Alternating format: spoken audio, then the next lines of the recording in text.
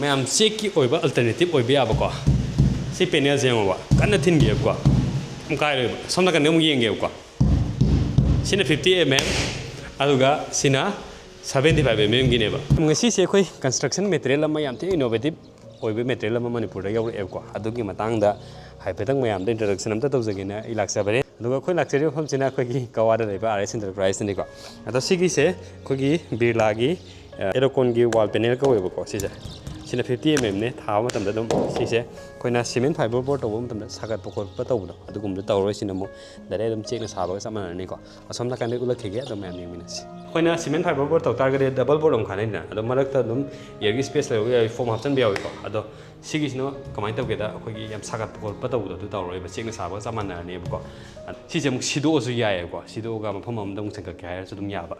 adagumba khai modular type tane me adudi product cheng minor se ko sanga kamai tawbuno do sidi sara bi yum dune khoino ju chari se ka dune ko phajabane amna si ka se do su dang sanga bani si se do sai no thoklak pa khoi ki thongnao do si le de ko ne aluminum ki thongnao do pan bane si ge ne ti ko ado khon jeng ko si cheng na saba mo samana he ba ado sona kan ni 70 mm sona kan 70 mm ne ko ado khon jem ting bi yo fiber board as my thin mo tam kai ma kon do kani me am khalo ado si sin mo wall panel loib ne do magi si awang ba si su kamai la kani heb do manung sanga yeng mi no si sine ko aerocon gi wall panel lai je ko si gi sina mo kamai taw ge da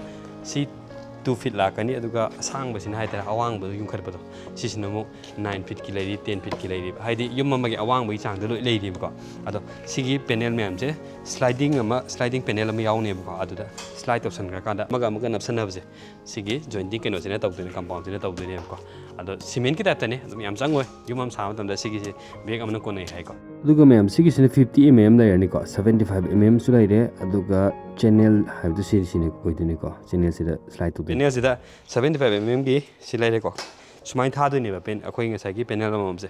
aduga sina 50 mm gi ne 50 mm na kha pare ko ada mina 75 mm mai ne tawse ge hai ta 75 mm gi tawraga sigi panel se lawraga yot chung yaw da bi de sa bi ya yot chung yaw re mem ko panel se tawraga magi makhong pillar do thamaga pillar do dum pillar se yona tawbi aman tawbi ko do hai tawra dum sem bi ya ne ba aduga me wall panel se kamai assemble taw ge jing ne se ko aduga nga sai khone jointing ko pauna ma haibu do adu sumai tawraga assemble taw lo matung da khogi karak se jum hapchal su yare ko aduga sigi se wire mesh hapani aduga rang thab tam pudi ka pum da dum flat wall ga samana garni ko haidi sigi aerocon gi wall panel se da sab yumje haidi thuna dum sab yai ko koina iron ms iron tor sab da 30 days sang bu 10 days sang loisin manga me aduga nga sai koina ucha gi ba yum ma koi gi ka do koi 1 day de assemble do bani ko yam thuna to we hai tare mayam sigi se koi ka se sab re ko aerocon wall panel se tor ga aduga sina koi gi toilet kum fix to bagi ne yam line screw gi mating dum fix to hai tare ko se screw to re smai hapsal le aduga ilai na yam line fix to we ai ne sine to fix to we ne to pa khoi gi AC TV hanging to hai tare su yam line screw to ga fix to we ai ne ko to le ki pe jing mine se aduga mo khoi AC hap gi se ka mai hap ke dum ting mine se ko adum screw khoi gi to ga hapsal le si dum ko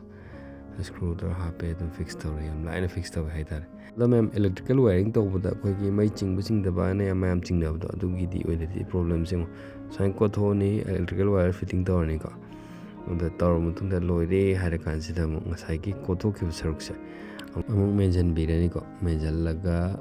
koi gi si menjal se menjal mutung da kamai tau gi tam ting ing si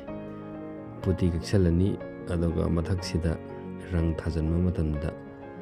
wall gi wall adu song thora ni ko switch board je am ti phajaba ne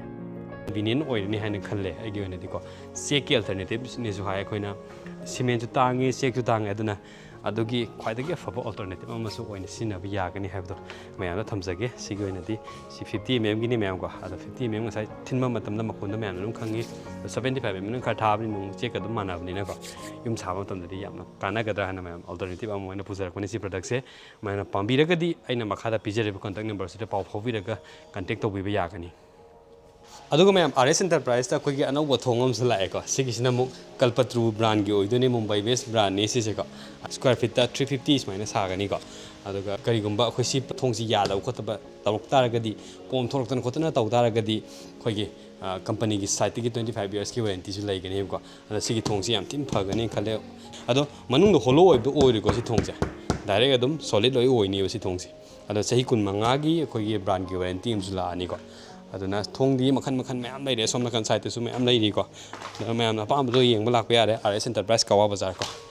ꯍꯥꯏꯔꯤꯕ ꯄ꯭ꯔꯗꯛꯁꯤꯡꯁꯦ ꯃꯌꯥꯝꯅ ꯄꯥꯝꯕꯤꯕ ꯇꯥꯔꯒꯗꯤ RS Enterprises ꯅꯝꯕꯔꯗꯣ ꯃꯌꯥꯝ ꯃꯈꯥꯗ ꯊꯣꯛꯍꯟꯖꯔꯝꯃꯒꯦ contact ꯇꯧꯁꯤꯟꯕꯤꯔꯣ ꯑꯗꯨꯒ ꯉꯁꯥꯏꯒꯤ panel ꯑꯃꯗꯤ ꯁꯤꯒꯤ ꯊꯣꯡꯁꯤꯒꯤ ꯃꯇꯥꯡꯗ ꯑꯦꯟꯀ꯭ꯋꯥꯏꯔꯤ ꯇꯧꯕꯤꯅꯤꯡꯕ ꯃꯌꯥꯝꯗꯣ ꯀꯟꯇꯦꯛ ꯅꯝꯕꯔꯁꯤꯗ ꯄꯥꯎ ꯐꯥꯎꯕꯤꯔꯒ ꯍꯪꯕꯤꯕ ꯌꯥꯒꯅꯤ